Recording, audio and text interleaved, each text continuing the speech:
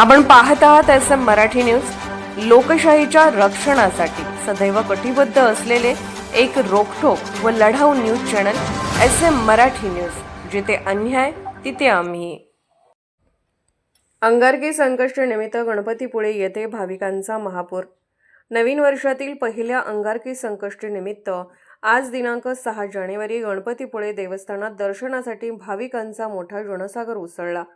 सांगली, कोल्हापूर, सातारा, बेळगाव, रत्नागिरीसह विविध जिल्ह्यातून भाविकांनी मोठ्या संख्येने हजेरी लावली।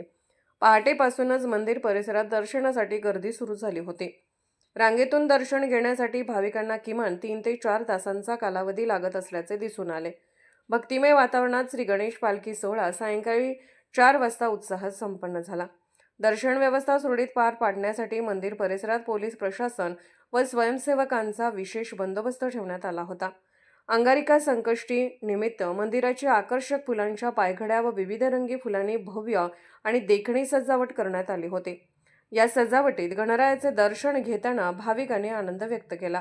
आज संध्याकाळी चंद्रोदय रात्री 9:18 होणार असून त्यावेळी गणरायाची आरती व विशेष पूजाविधी पार पडणार आहेत। भाविकांच्या सोयीसाठी पिण्याचे पाणी, आरोग्य सेवा तसेच सावलीची योग्य व्यवस्था करण्यात आली होती। संपूर्ण गणपतीपुळे परिसर गणरायाच्या जयघोषाने भक्तिमय वातावरणात दुमदुमून गेला।